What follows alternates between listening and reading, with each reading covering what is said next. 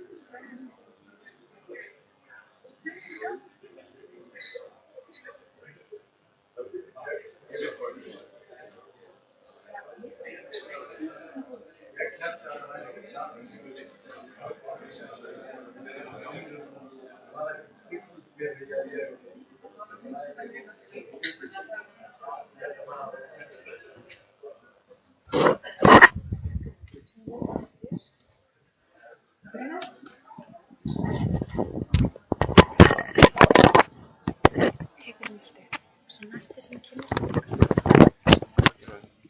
hefur til vaskinn. Þetta á þig, þegar þetta bara í vaskinn með ekstra. Þessum, þessum smetlum.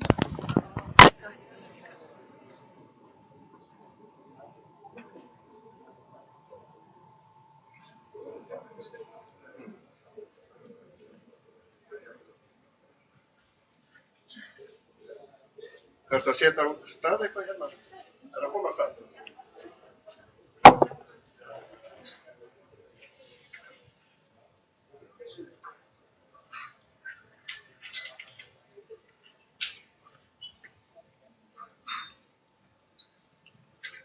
So, well, ladies and gentlemen, this is one of these Scandinavian meetings that will take place in English, and we are concerned about everybody understanding as much as possible and probably the optimum solution.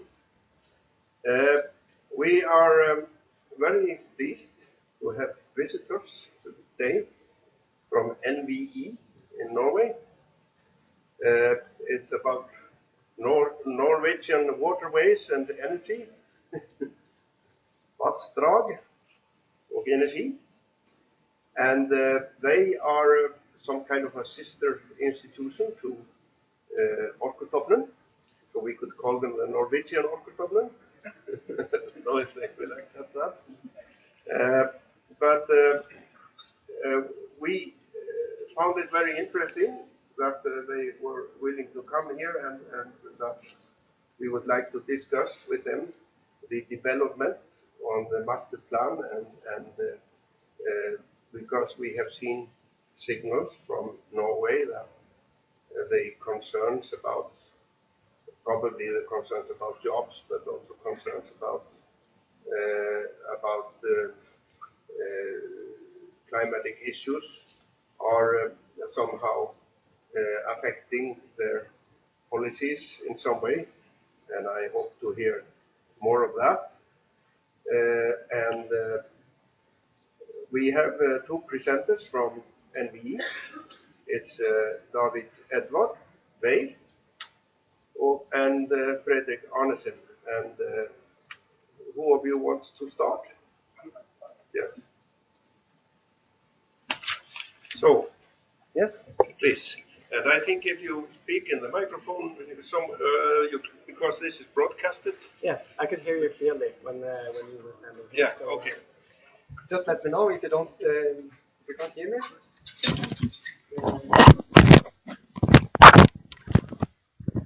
Maybe I should use this one. No? It's on. Okay, it's on. Yes, I hope that I will be able to meet up to some of your expectations. As Gudny said, we are from the NVE in Norway, and we are subordinated to the Ministry of Energy and Petroleum.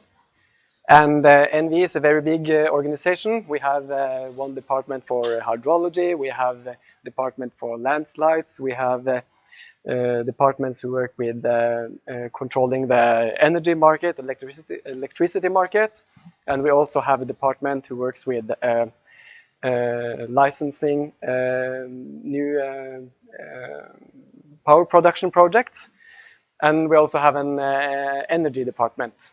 And we are here today and tomorrow on a small study trip, and the group we are mainly concerned with resource mapping and costs for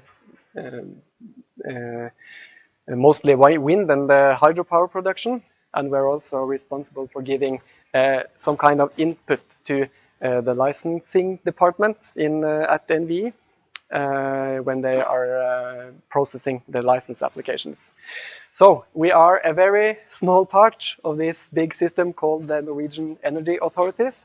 So just bear that in mind when we are having the presentation. We are not experts on the whole field here. Yes, our director Per Sanderud, he said that Norway is a small country in a renewable Europe, and that is also one of the most important issues in the white paper that is called Power for Change.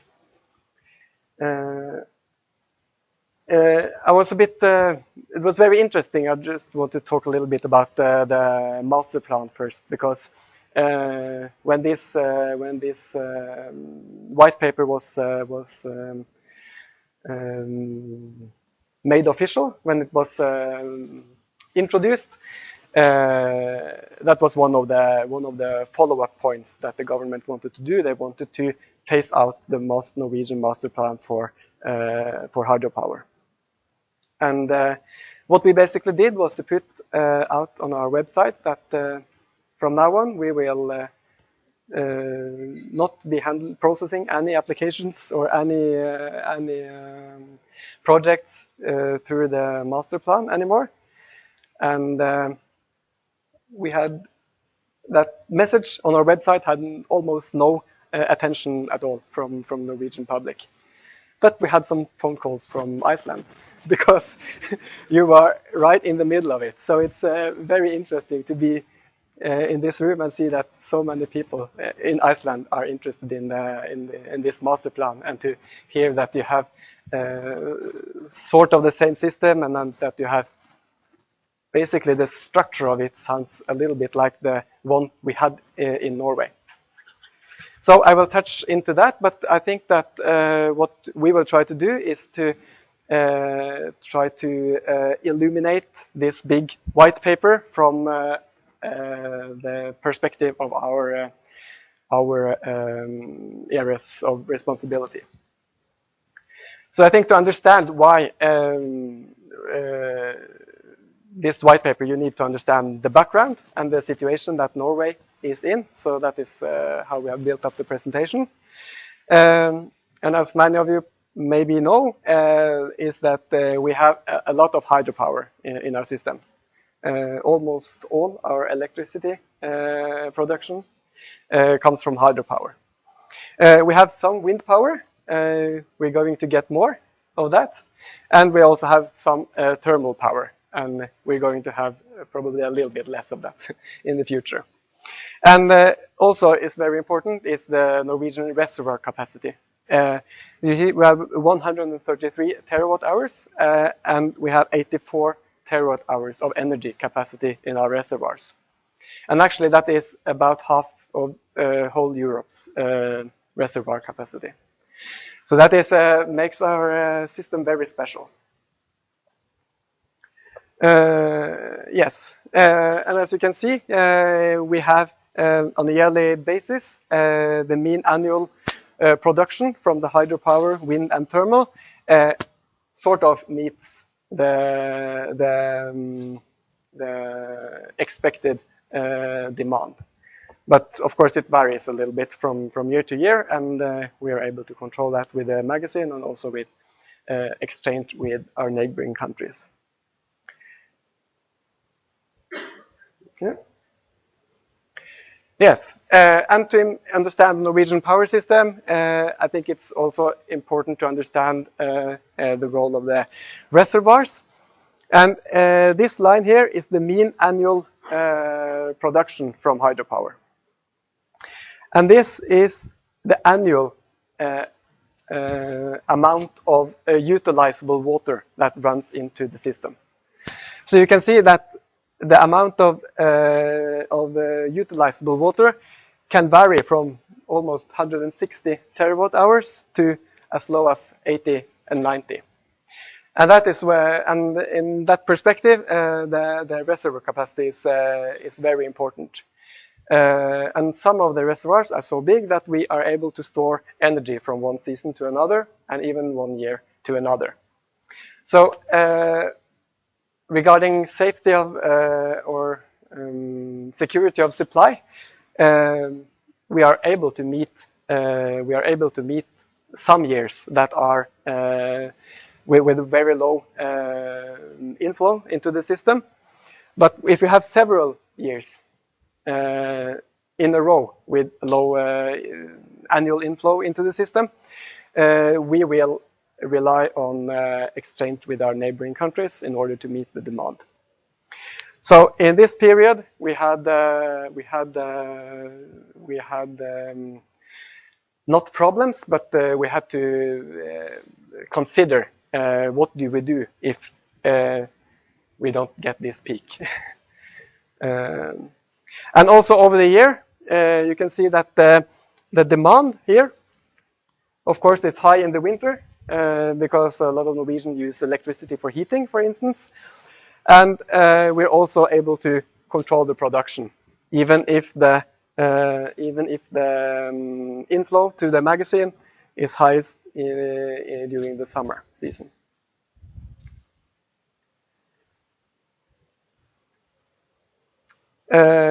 Yes, I think I skipped this one as well. What is also an important background is that we are getting more and more integrated with the power system in Europe.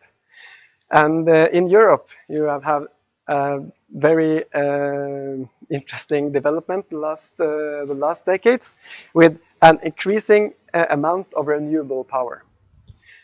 And most of that renewable power is, there's a lot of wind energy, and especially in the countries that are closest to us. So that means that we are connected to a system with neighboring countries with a higher and higher degree of unregulated production. So what could be one way to develop the Norwegian hydropower system in the future is if we're able to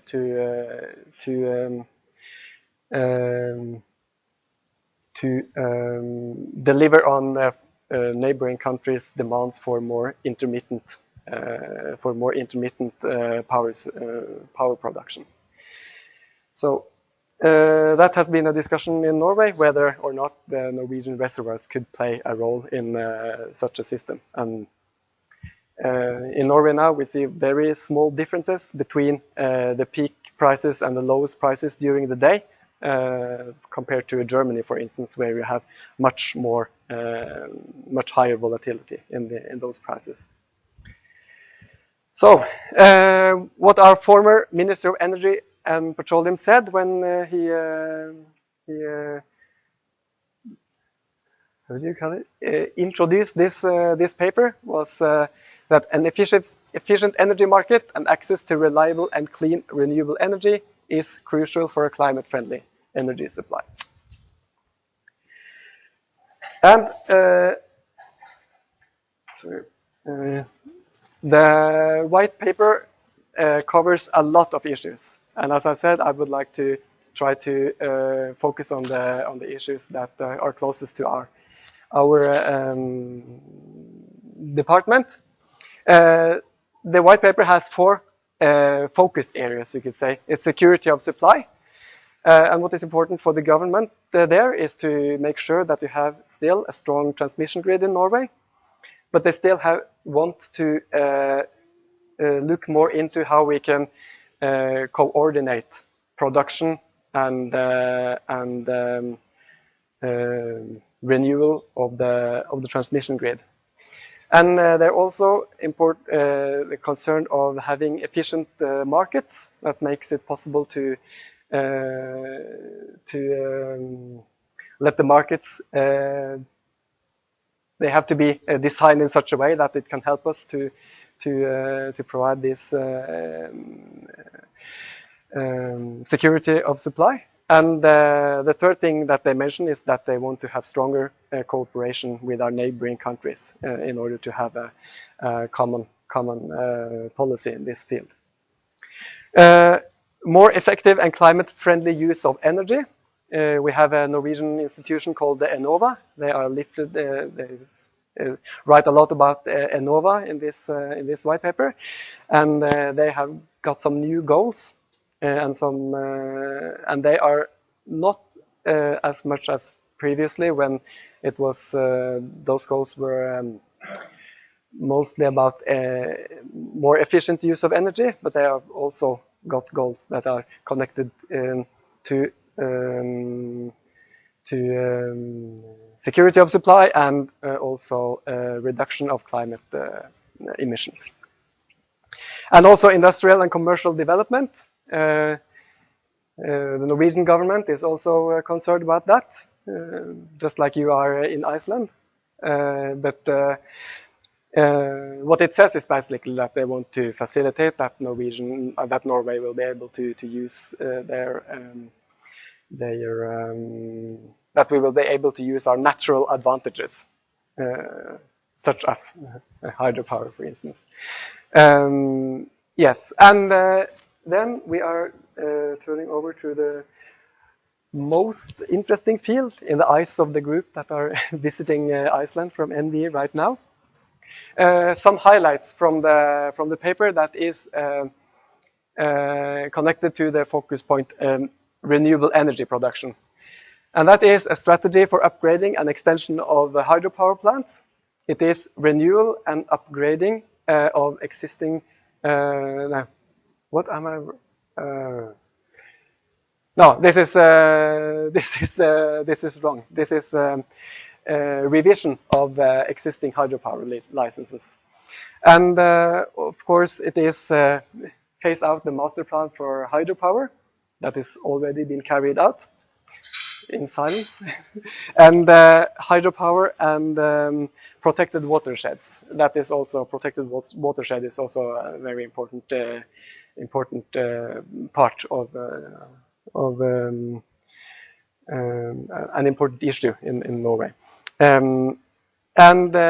We are. They have some points about the electricity certificates, and David is going to talk a little bit about that later.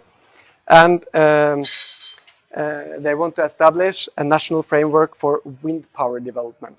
So, while we are phasing out a master plan for hydropower, we are phasing in a kind of a national framework for wind power developments. And I understand that many of you are interested in this master plan and maybe also in the details in how this master plan functioned in Norway. I'm not an expert on that, so I will go through the history and try to make an understanding of kind of the environment or why this master plan for hydropower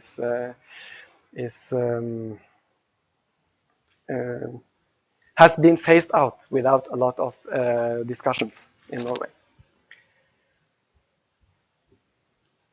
So I will just have a look at the watch, see how much time I have left. Yes, I'm trying to eliminate some of these points through just a short revisiting of the hydropower history in Norway. Because in the first phase of the hydropower history, the focus was on local production and meeting demands for local industries. And the technology, transmission grids hadn't come that far yet, and therefore you had the development of some big hydropower plants together with small industry societies. And that was based on energy-intensive industries, of course, like fertilizers and aluminium production. And in the beginning of this period, you have the parliament issued some, they call it panic acts, and they are still an important legislation in Norway today, because when private investors they started to understand that this was it was of a high interest and of a high value to own the rights to exploit the waterfall for hydropower purposes. So in 1905, I think that 3/4 of all exploited hydropower waterfalls, they were owned by foreign capital. And therefore, we issued some legislation that said that if you want to exploit a waterfall, you have to deliver that right together with hydro plant back to the government after 60 to 80 years. So that is, yes, you had some, yes, during this period from this period, we still have 66 plants and 875 megawatts that are still running. And the next part of the history is more like a recession period. A lot of the investments that were made right before this recession turned into economical disasters. But later on, they turned into important strategic hydropower plants for the German war industry. So after the war, the debts that they built up during the recession period had been paid back. And we are left with 85 plants and 950 megawatt from that period. And then you have the post-war period. And as you see, you have a lot of hydropower plants from that period. 202 plants and almost 8,000 megawatts installed capacity.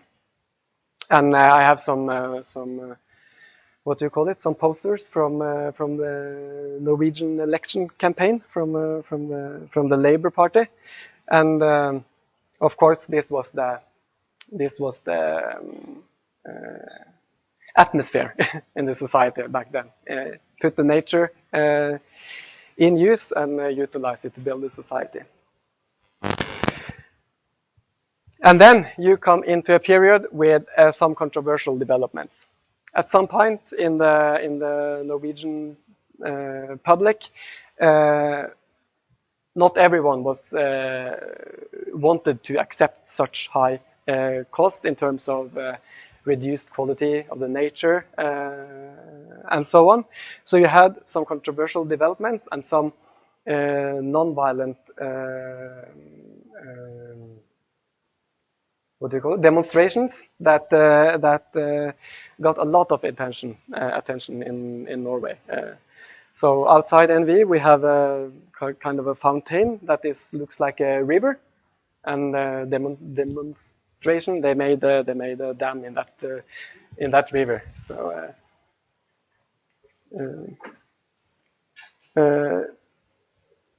why I'm telling this is that here you see a poster where they have put the Norwegian Parliament and they have made it into an art dam. It's a bit not very well executed, but this is kind of and then you had a need for meeting that kind of opinion, and I think that is in this climate you have to understand the two institutions of protected watersheds and also the master plan for hydropower.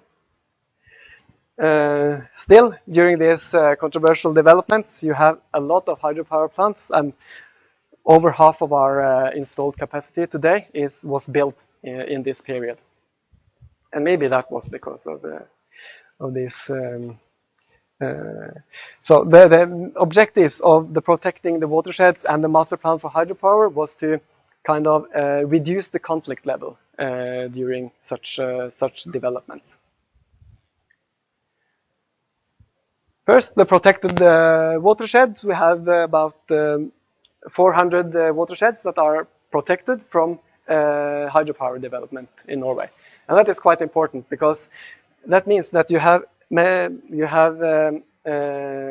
selected a representative cut of the nature of Norwegian water river systems, and said that these river systems are totally protected from hydropower development.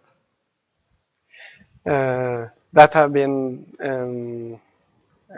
decided in the parliament several times with even more watersheds. So the map looks like this. It's quite much of the total area of Norway that is covered, and in the eyes of a hydropower engineer, this is a potential of about 50 terawatt hours. So it's quite a huge potential that is actually protected, and these plants have a very high standing in Norway. So what does this white paper say about the protected watersheds? They said that it is still important, and we should be very careful to do anything about it. But still, if there are any hydropower projects in those protected watersheds that have extraordinary benefits for the society, the government could go to the parliament and propose that they open for a licensing process for that particular project. And we have one example that is starting to run, and that is a hydropower project that is not actually the main objective is not hydropower production, but it's a part of a program for reducing flood risk in that particular river. And then we come to the master plan for hydropower. And I suspect that many of you know much more about the Norwegian master plan for hydropower than I do, because those three white papers that constitutes the most of the master plan was from the 80s and one in the early 90s. And of course, the objective here was to reduce the conflicts, and it was to make a ranging of all the hydropower projects into different categories, as I understand that you have something similar in Iceland. That should be a means for the politicians and for the authorities to control which hydropower plants do we want to develop first. But since 1992, after the last white paper, it was decided that the master plan is not going to be handled in the parliament anymore, but we're going to have administrative and consecutive processing. That means that if you have a hydropower plant, want to build a hydropower plant that is bigger than 10 megawatts or more than 40 gigawatt hour, you have to send in an application and propose that you will place that particular project in the first category of projects that are available for licensing. And then, of course, you have to run through the regular licensing process afterwards. You could also apply to the government to ask if you have a project here that is not available for license applications. But you see that since the 80s, for instance, maybe the local opposition against the project is not there anymore, or you can do some alter the project a little bit so that you will avoid the biggest conflicts. Then we could do the same kind of process, and that was done by NVE together with the Authority for Environment. So that is how this worked, and we had the last and that was during the 80s, a huge amount of work that was put down into this master plan. It was made reports for each watershed. They were investigating different alternatives, and they were also investigating the economy, the production, and the pro and cons. And then they made a report where you had a system for comparing all these positives and negatives for each project. And then these reports were used to make a list with, I'm not sure, 12 or 13 groups, I'm not quite sure, but basically it was 2 categories, the ones who are available for licensing process and those who are on a kind of a waiting list. So it's a huge amount of projects that were discovered or investigated during those years. So what does the white paper say about the master plan? It says that, 1, it has been a very important tool to reduce the conflict level for the related to those hydropower developments in Norway. And they also say that it has been an important means to investigate the hydropower potential and the opportunities that we have in Norway to develop hydropower. But they also say that many of those assessments that were done in the 80s is based on old data and old knowledge, and that we know much more now. And therefore, these reports are maybe not that relevant now than they used to be. But still, it's information that could be used in the licensing process. And our section had the responsibility to handle those applications, and that's what we saw the last years, that we had very few applications. There were very few projects left that were not available for licensing. And we also saw that our conclusion almost always was that we don't know enough about these projects through the report, but we can get that knowledge through the licensing process. So we had almost in every project we proposed that the project should be made available for licensing. So the plan kind of outplayed its role because of the age. And I think in 1 or 2 instances we have used this plan to stop obviously to stop project with obviously which obviously had very big conflicts at an early stage. So that is something that is also written in the white paper, that we're going to phase out the master plan, but we are also going to introduce a system that makes the environmental authorities and the energy authorities able to say no to a project at an early stage in the process, so that we don't use a lot of resources to process license applications that are obviously not going to be granted a license. So we can go back to the history. In 1990, the electricity market in Norway was deregulated. And I understand that you have been through the same process in 2003.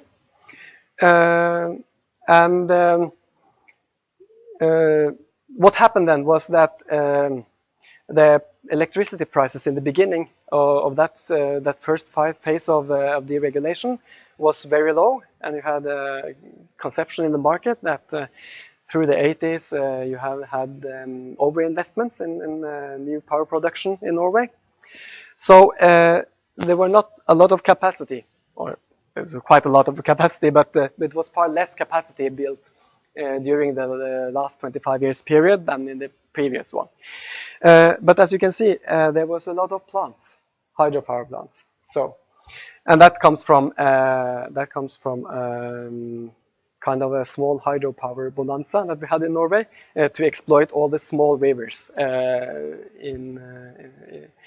to build small hydropower plants.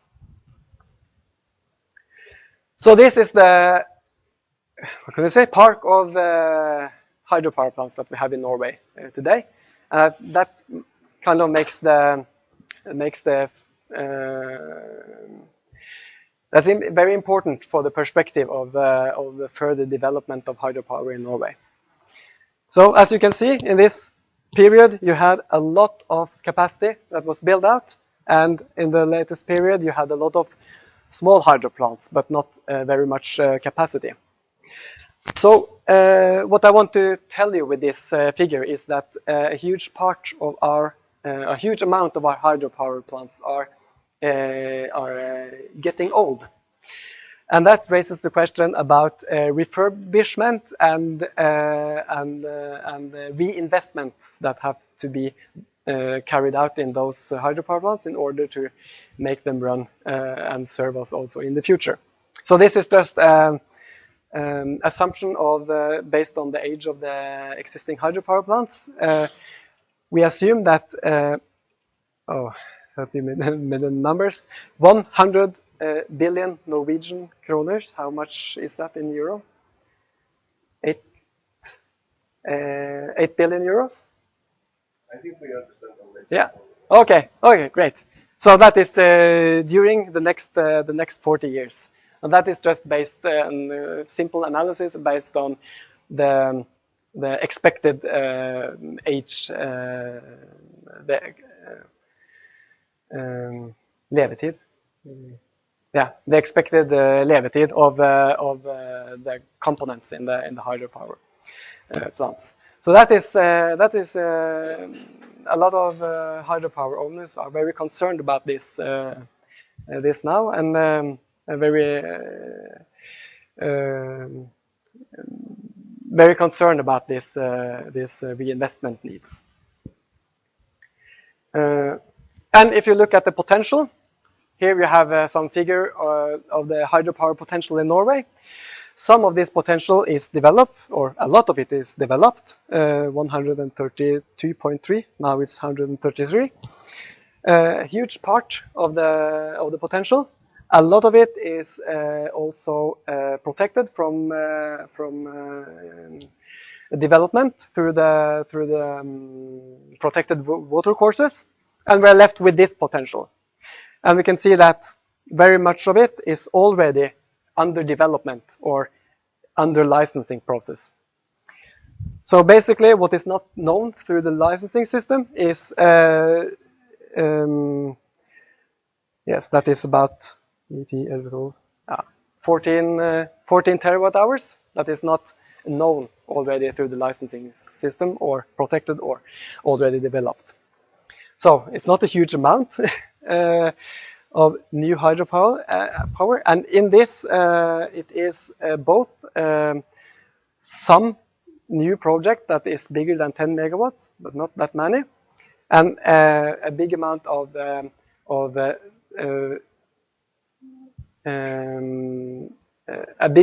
potential small hydropower projects that are not regulated, and that wise is more comparable with unregulated renewable power production than the regulated one that is important for Norway. And then we have seen that more and more licenses in Norway are being declined, or they're not granted a license because maybe the best project have been built first, so it's not realistic to build all that either.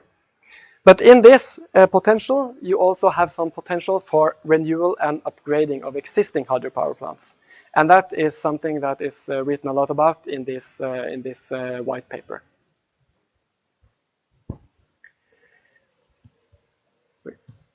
I think I have to speed up. Another perspective is the Water Frame Directive that is from the EU that Norway has taken. And we have made water management plans, and some of those plans point at rivers where you have a possibility for improvement, but that might lead to loss of hydropower production.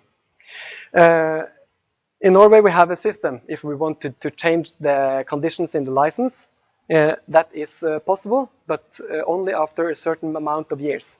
And there's a lot of the old hydropower plants that are eligible for such a revision now. So NVE and environmental authorities, they have gone through all this and tried to prioritize based on what kind of benefits can you get from revising the conditions, and what do you have to pay in form of lost production. So those two have to work together in order to improve the environment. So what does the white paper say about this? They say that they want to facilitate that the renewal and upgrading of existing hydropower plants will be possible, and they're also going to increase the effort of revision of existing hydropower licenses. And they want to, as far as possible, do those things together. So they want to do the process of revision together with the process of new licenses that you might need in order to upgrade your hydropower plants. So that, I think, it's one of the strategies that are outlined and that can give us more renewable and hydropower that is also possible to regulate. So I think that concludes my history about the hydropower in Norway. I hope that you get some more background that might make it easier to understand the white paper when you read it. That was my goal. So now I will hand the word over to David.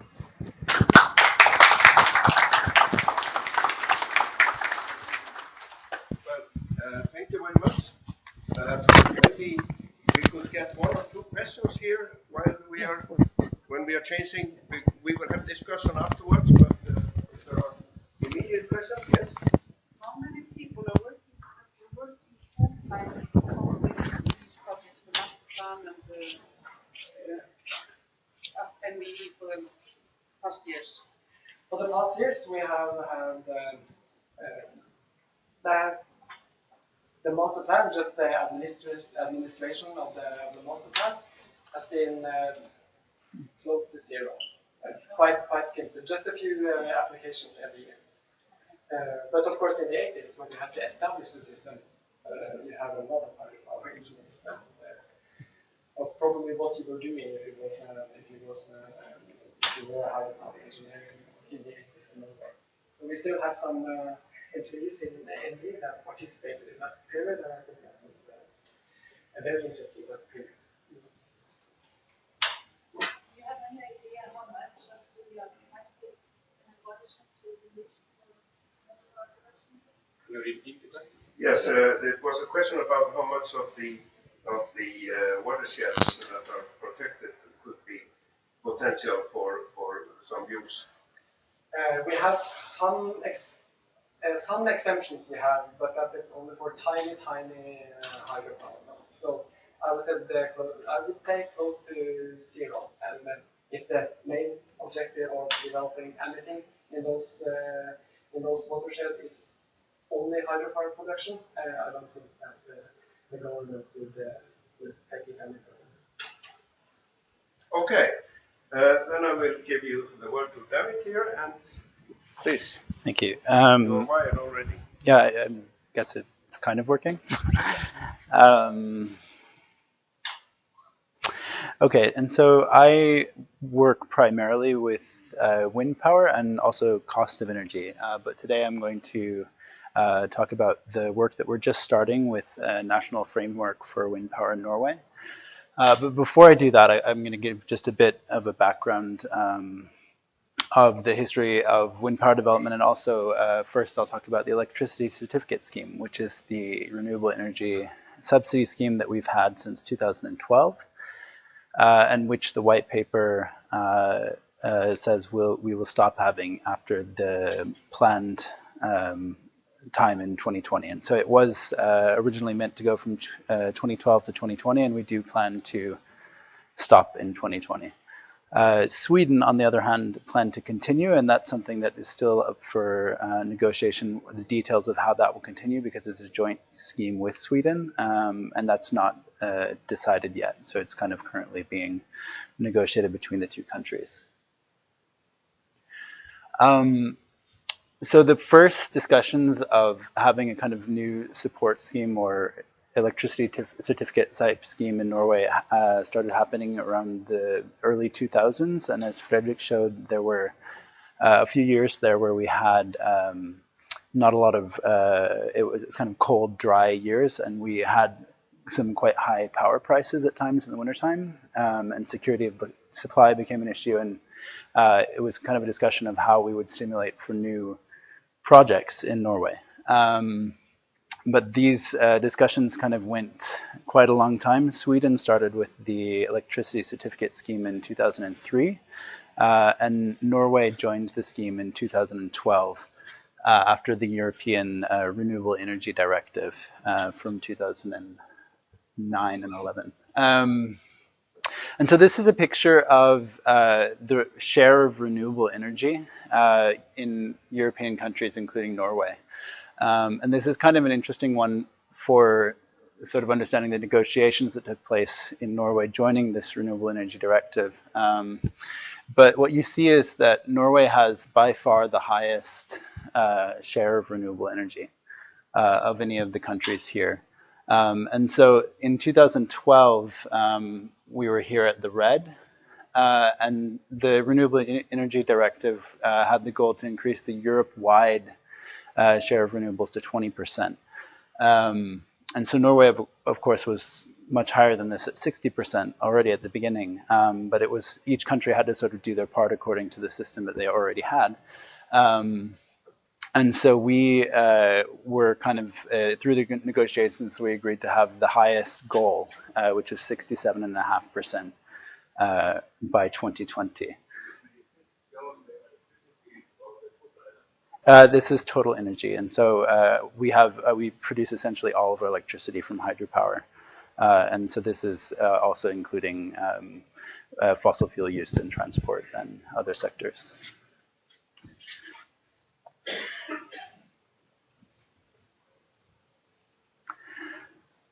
Yeah. And so the electricity certificate scheme is actually, it's kind of difficult to understand, and even in Norway, where we've had it for many years, it's still, we struggle to explain it to people, and not everyone understands it, but I'll try briefly here. So we have a power market. Power production is still sold on the power market, but in addition to the sales revenues, eligible projects can get certificates, 1 certificate per megawatt hour, which they can then sell on another market for certificates. And then the demand in that market is created by a quota curve where Norwegian and Swedish consumers have to pay an addition on their electricity bills. And it's this sort of the utilities which have the responsibility for ensuring that enough of their electricity is from these new certificate sources, so they buy the certificates. It's market-based, and the idea there is that the market should be able to choose the cheapest new projects, renewable projects, and then in the big picture that should mean that it's cheaper for society to invest, so that the market chooses the cheapest projects to invest in. Projects receive 15 years of support, and it's technology neutral. And so hydropower generally has a lifetime of around 40 years, and wind power has a lifetime around 20 years. And so wind power kind of gets more support in that sense, but in another sense they get the same level of support because they still get 1 certificate per megawatt hour. And so then it was set up so that every couple of years, Norway and Sweden, the governments would work together and kind of assess the progress and, if necessary, tweak the system, the quota curves and things like that. So just, it's wind and hydro primarily, which the system supports, but it is technology neutral. And so especially in Sweden, there have been a lot of biomass power plants, and also some solar power stimulated by the system. And so the goal before the end of 2020 was to realize, originally it was 26 terawatt hours of new production, but then it was adjusted upwards to 28.4 terawatt hours of new production. And as of late last year, we're already at 17. And so we're on track. This is kind of a linear extrapolation from 2012 to the goal in 2020. And as you can see, Norway is here in the red and Sweden is in the blue. We're ahead of the linear curve. And then what you can also see there is that most of the new power so far has come in Sweden. And so that was actually a big discussion, especially in the last years, where kind of the perspective could be that Norwegian power consumers are subsidizing Swedish wind power. But of course, that was in the nature of the scheme, that the market would choose which country to build the projects in. This is changing now. So this is now in the next years toward 2020, with the projects that are being built now, and also in Norway, the projects that we know have investment decisions. And so what we see is that a lot more Norwegian projects will be coming in the later part of the phase toward 2020, and actually quite a lot of wind power. And that's to do with the price of wind power has fallen dramatically in the last years. And in Norway, wind power can expect to earn a little bit more money in the power market because it produces more in the wintertime when the power prices are higher. Okay, and so now I'll move on to the national framework for wind power. This is what kind of development of wind power has looked like in Norway. It's not nearly as long a history as hydropower. In fact, it pretty much starts here. There were a couple of very small turbines in operation in 1991. But pretty much everything in the Norwegian wind power development has happened since 2000. And so here in the blue, you see the total accumulated installed capacity, and in the orange, you see which year it was built in. And so, as I mentioned, we got the electricity certificates here in 2012. And everything before that was financed by a cash subsidy specifically for wind power from Enova. And after 2012, it's really, in practice, it's kind of from 2013, since the projects built in 2012 were under the old scheme. Those projects are the electricity certificate projects. And so what you see, it's actually been pretty quiet the last 2 years. Actually, there was nothing built in Norway last year, but there were a lot of investment decisions last year. And so now there's actually, this accounts for about 2.5 terawatt hours of what we have already, but now there is over 4 terawatt hours being constructed. And so we're going to dramatically increase our wind power production in the next years. But as a part of this electricity certificate scheme, with the kind of market idea where you would have the market choosing projects, a lot of companies applied for licenses for wind power projects. And this actually led to a lot of conflicts locally in Norway, where people would be for or against a wind farm locally. And then in local communities, this was making a lot of trouble. And so that was one of the things that, this is just the distribution of Norwegian wind farms. So that was one of the things that kind of brought forward this national plan. And so with these licenses, right now there are 53 wind projects that have license approval but are not being built. So that's quite a lot, 11 or 12 terawatt hours of production a year. And in theory, these licenses will expire in 2020, but that's one of the questions that we hope to answer in this national framework, how we can kind of consider that, if there can be some system for extending some of the licenses based on the analysis which is done, and how that should work. But another part of the national framework is to just kind of put to use all of this knowledge that we've gained the last years through handling all of these license applications about environmental effects of wind power, and different mappings of where you have historical artifacts and things like that, and kind of putting it all together in a big picture and having a sort of master plan type of handling where you kind of decide in large areas if the area is appropriate or favorable for wind power or not. And so in this framework, it's supposed to be for the long-term development of profitable wind power in Norway, which is dependent on two things, and that's the power prices continuing to go up and the cost of wind energy continuing to go down, because at the moment we, as I mentioned before, don't have a subsidy in place after 2020. And then transmission capacity will also be a key element in this national framework, because we have, in northern Norway, we have tremendous wind resources, some of the best in the world, except for maybe in Iceland. But there's very little transmission capacity in northern Norway, and so it would be quite expensive to expand that, and so it's not necessarily a good idea to be building a lot of wind power so far away from consumption. And so what it looks like this national framework is going to result in is a GIS-based tool to kind of combine all of the information that we can in cooperation with other authorities. NVE will be leading the work, and we'll be cooperating closely with the Norwegian environmental authorities and others that are kind of managing areas which wind power affects.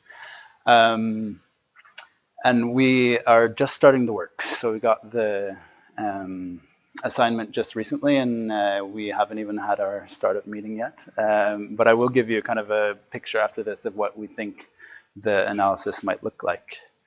And then by September this year, we will present a plan, a suggestion for how to go forward, all of the data that we have access to and interested parties and who should work with it and how the work form should be. And then that will go for public comments. And then according to plan, it should be finished in late 2018 with the first round.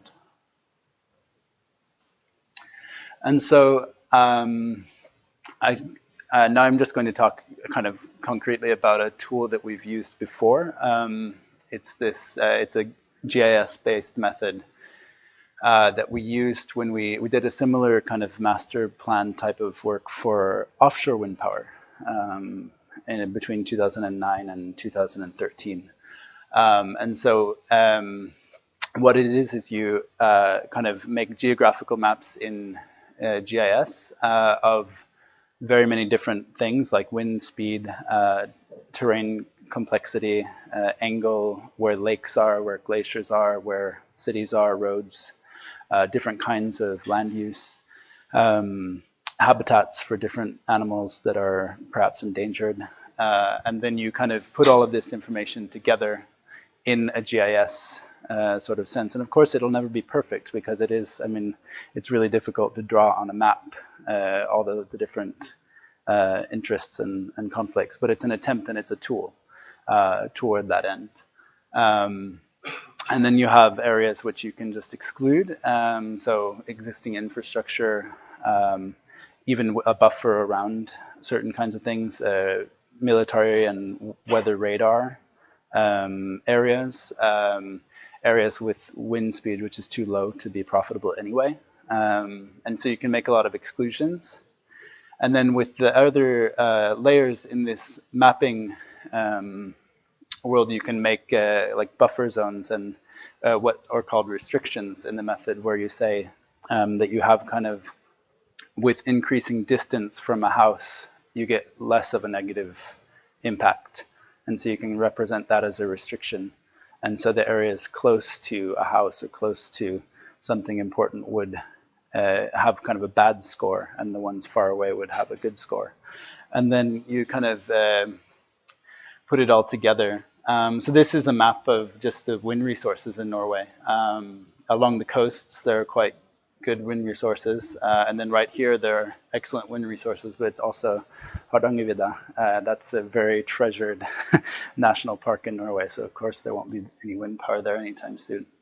And so that's just kind of a picture that you have wind resources sometimes where you're not going to ever use them for wind power.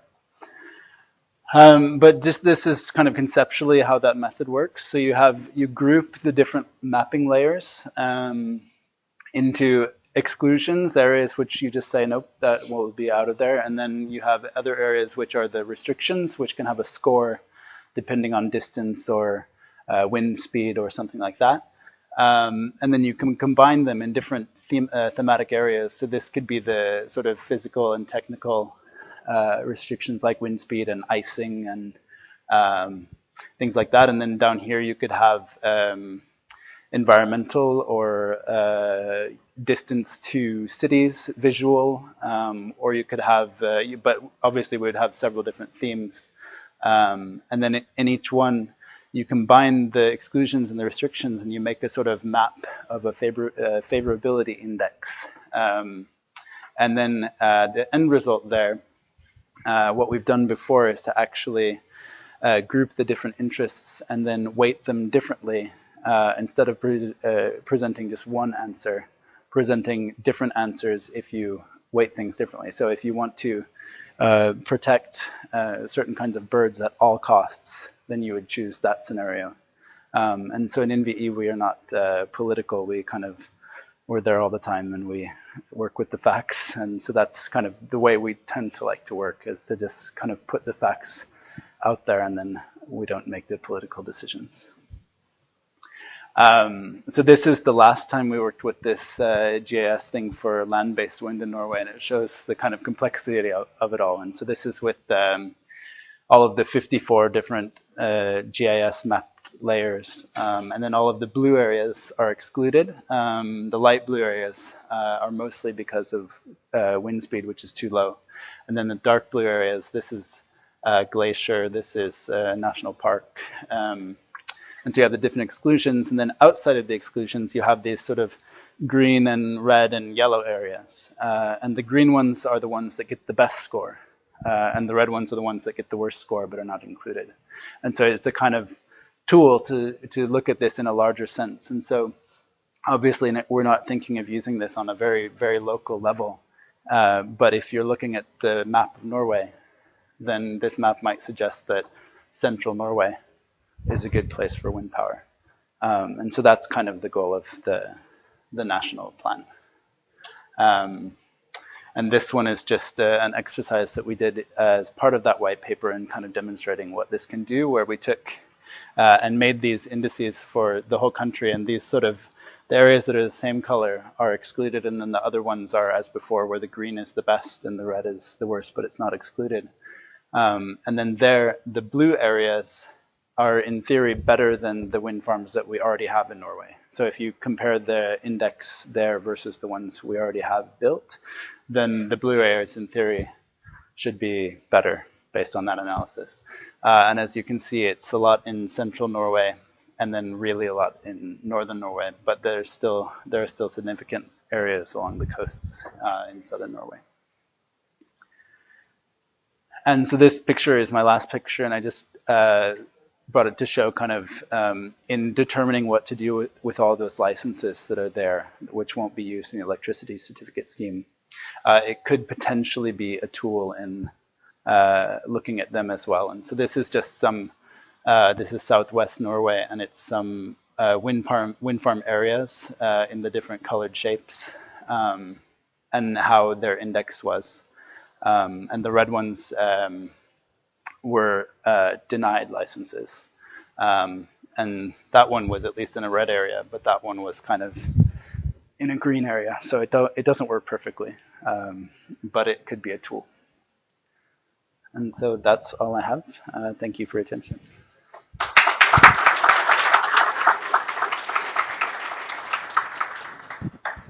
Okay. So you can keep it on. Yeah. Now we have time for some questions. Yes, please. Nu är det så att jag har fått i Norge och jag snackar norsk.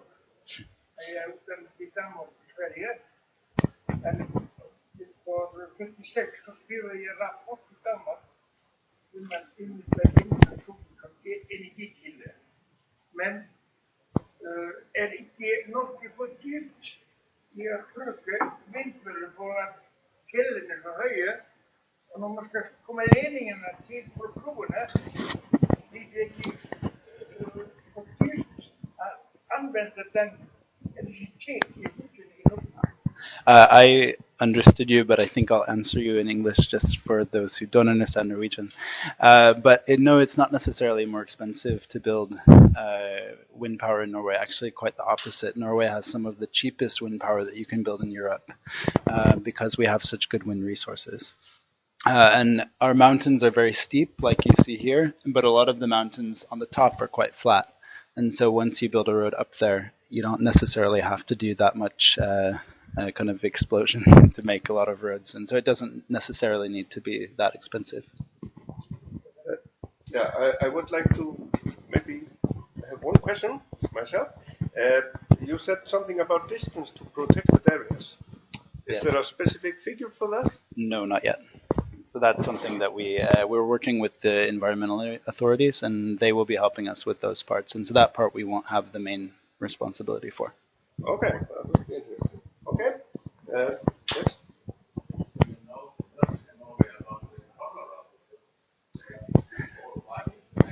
Yes, actually, that's required.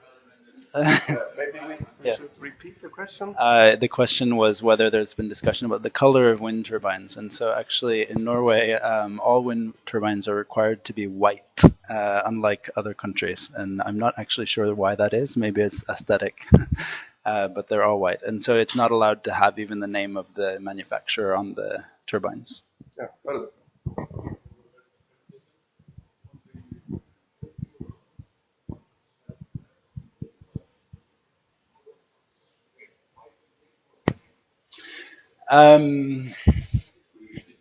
Yes, the question was why 28 terawatt hours of new renewable electricity in Norway and Sweden.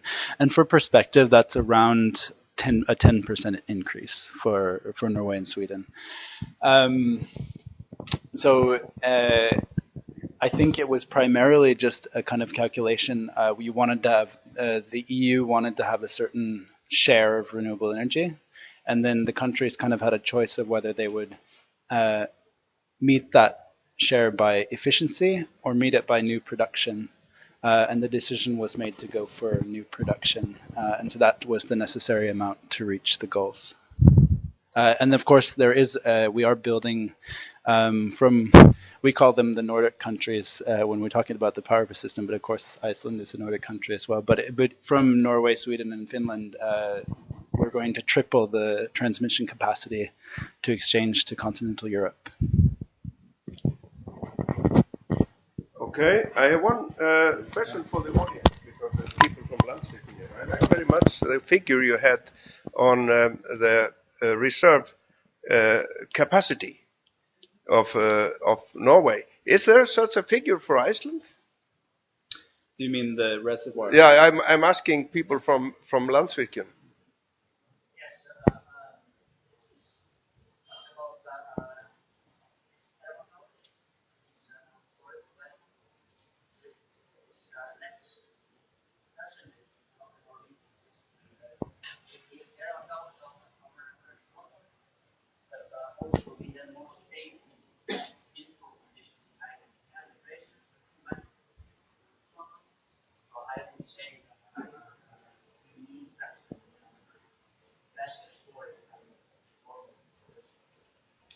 Yes, thank you. Okay, more questions?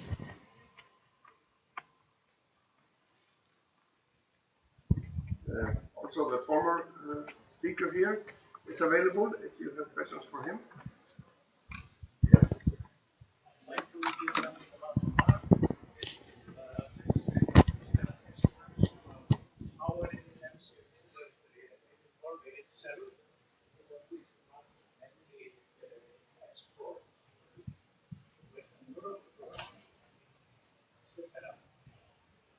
Can you repeat it?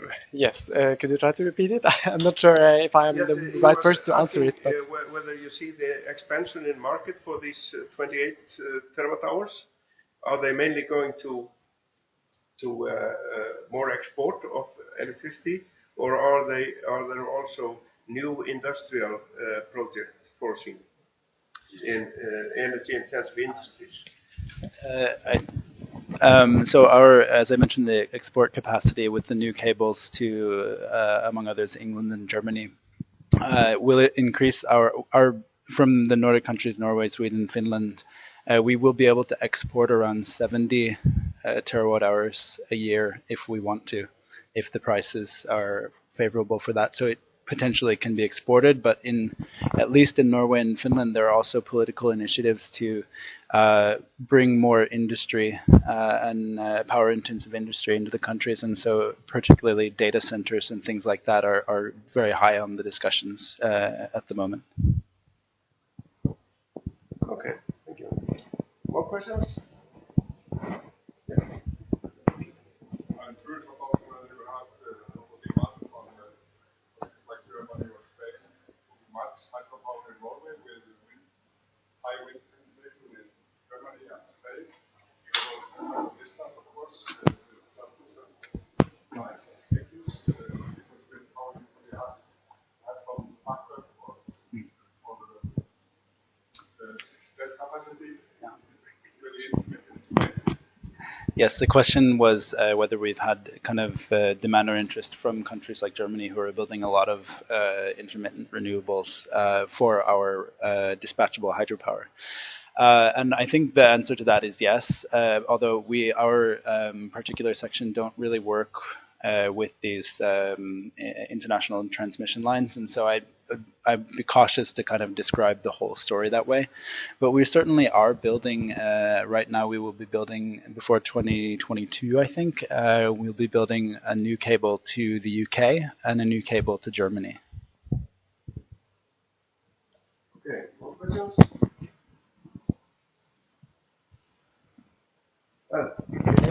if you're interested, you can have a look here at the hourly prices in Norway versus Germany. And as you can see, that Norway have a very small fluctuations, while Germany have more. So if the infrastructure is there, of course, it's a possibility to make those price variations closer to each other.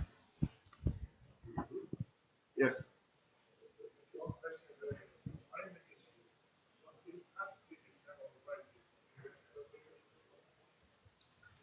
Repeat the question. The question was the sort of climate issue in the white paper and how that's handled.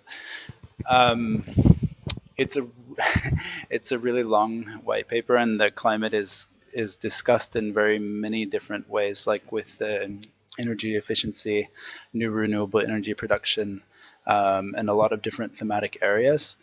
I think I'm trying to remember in the political part of it. I think that there was some kind of a political intention to spend more money on doing research on new energy technologies and also efficiency technologies instead of using money to subsidize. Now that wind power, for example, is getting so close to the cost of hydropower. But of course, removing the subsidy is not, I don't think anyone intends that it'll stop renewable power being built. The idea is that by building more cables to other countries and kind of perhaps later tweaking the market, then you can have higher power prices, or that make renewable power profitable on the normal energy-only power market and in the reserve markets. Yes.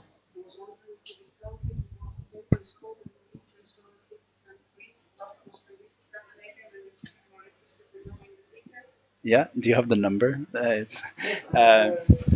It's called Kraftforändring, and it's called Stortingsmelding, and it has its number. I think it might be 125.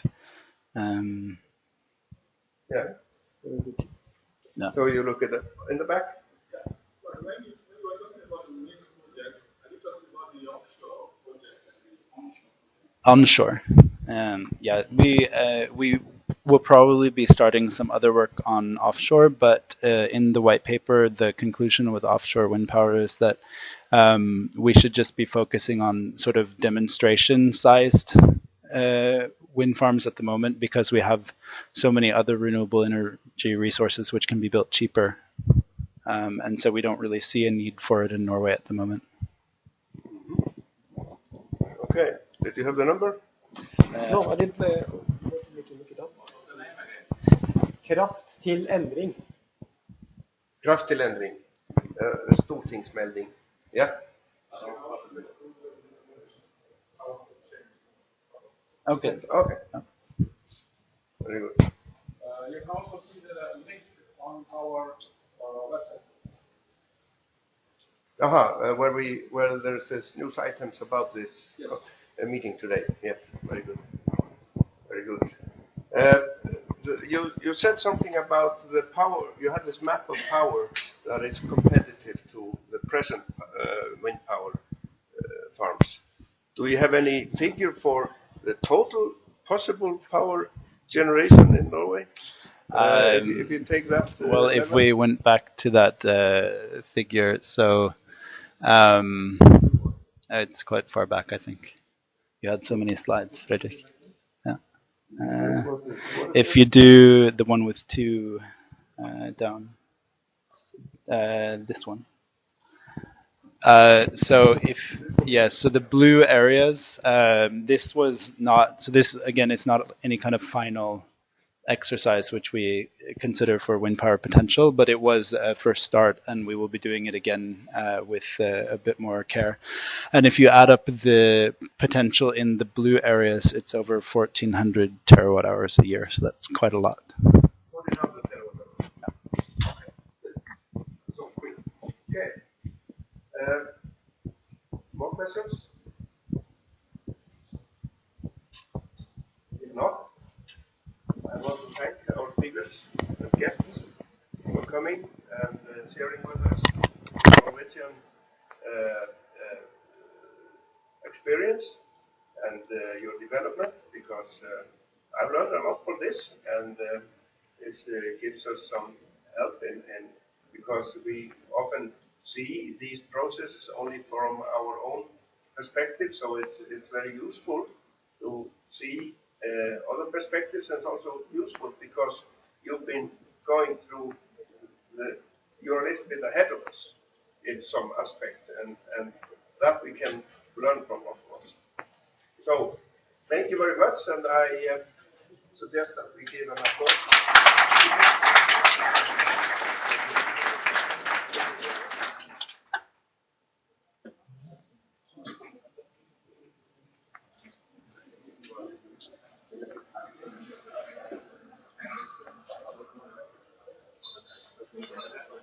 Yeah. What do you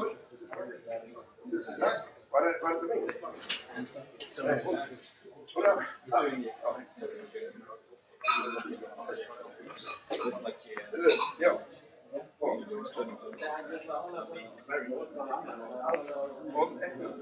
Yeah.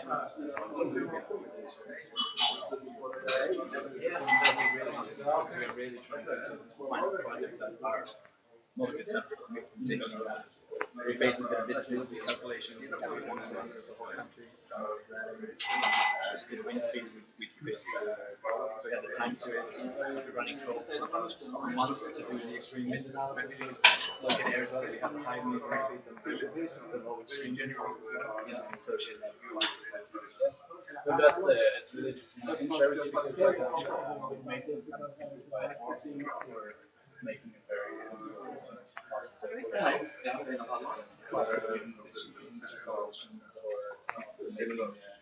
An estimate of reduction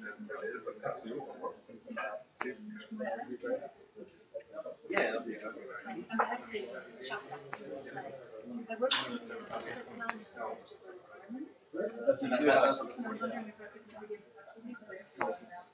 Yes, of course.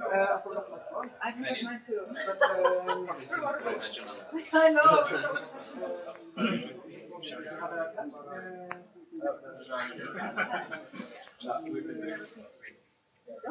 Yeah, we had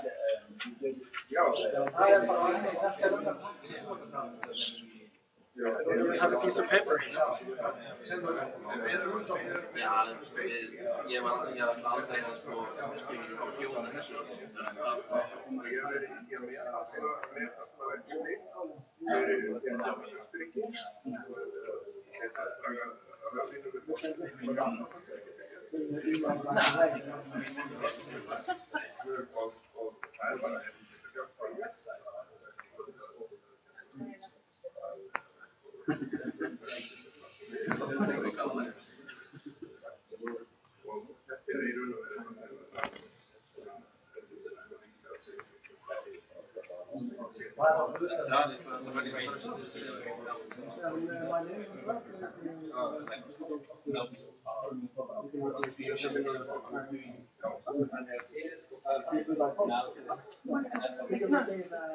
I work in the Ministry for Development and Natural Resources, and I'm the and we are just going to go into the fourth phase. But it's what Hearing more. Thank you so much. Kan jag ta lite vad det handlar om? Det är en samlade planen. Det var vannkart. Ja. Så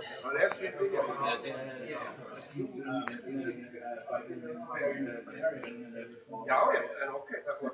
blir avviklat. Ja, okej.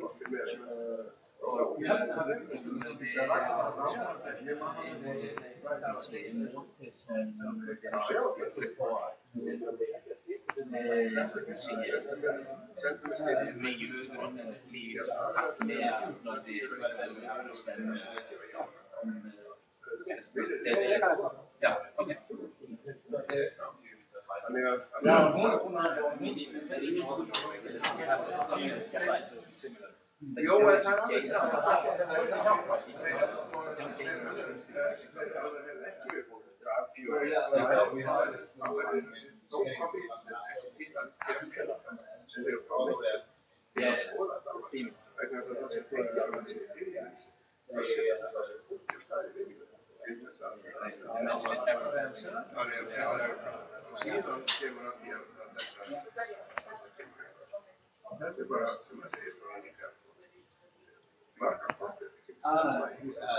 would have actually been. It was actually because that number came to multiplying it by. Já, ég ætla bara að styðja þetta í verkefni það getur alveg verið að við sem peninga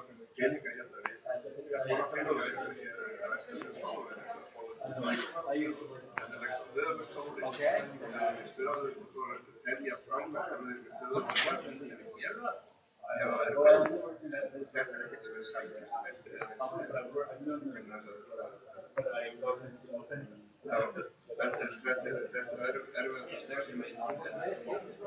How do you sleep on clouds? We actually we have not sunrise. Basically, I said okay. So Vienna. I know for me is and then we have another work running now, which we're together. So how do you use manual? Because it can be so different. It's one track choosing. Basically, we actually have and some areas are really very well, which is really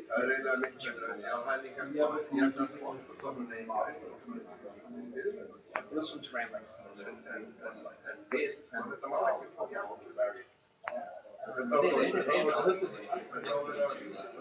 mat station was actually rescale it. If the mat station is the one that will see it will be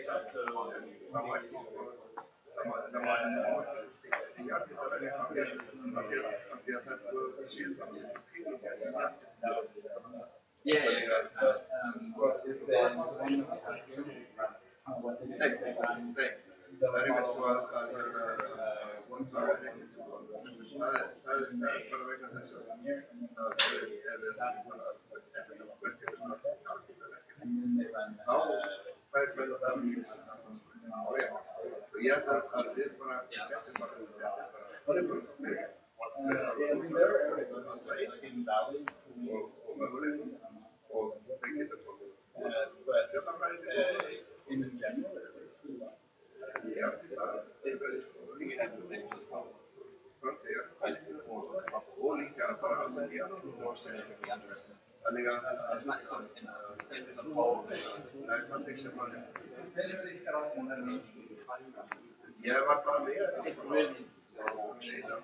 We're going to be very selective for our sites.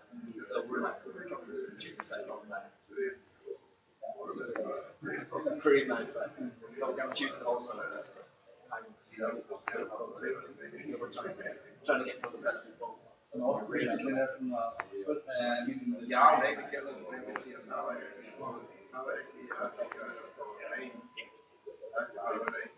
Hill, flat hill, exactly.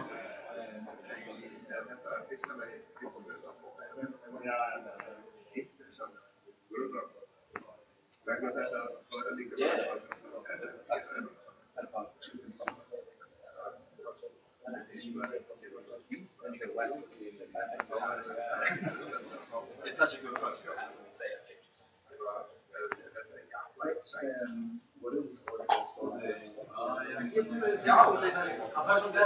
We have food trucks.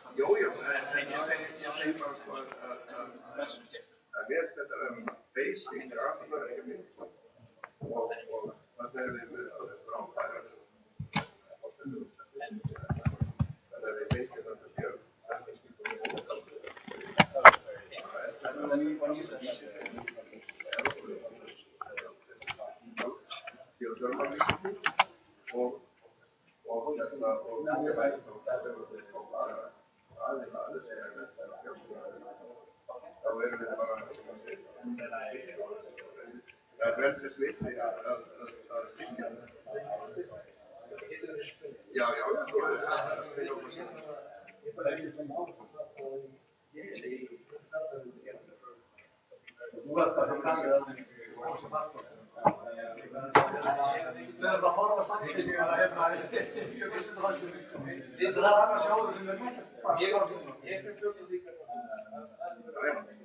Ég segi bara sko að þetta gefur tækifæri fyrir allt og ákveðið og bara við að bæta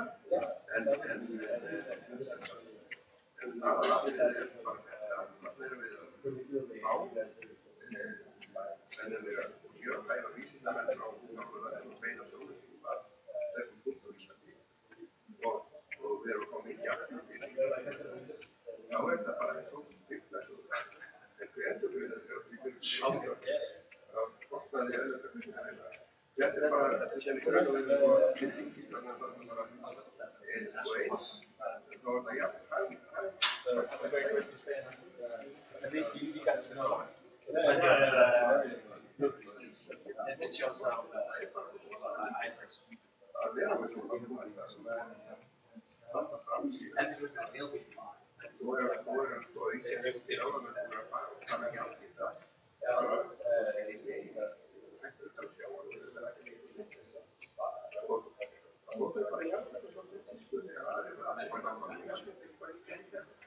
Enjoy it. Thanks for taking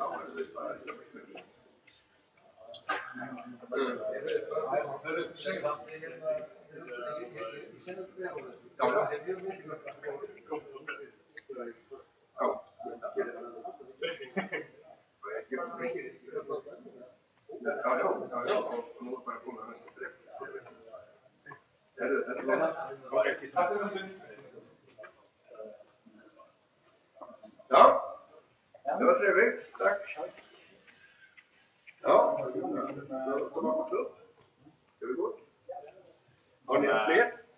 Ja, vi kan väl bara ta med PC. Ja, lämna ingenting här. Ja.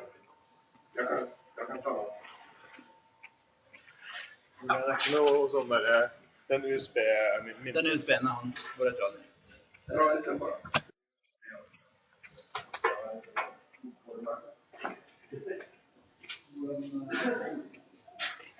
Jag har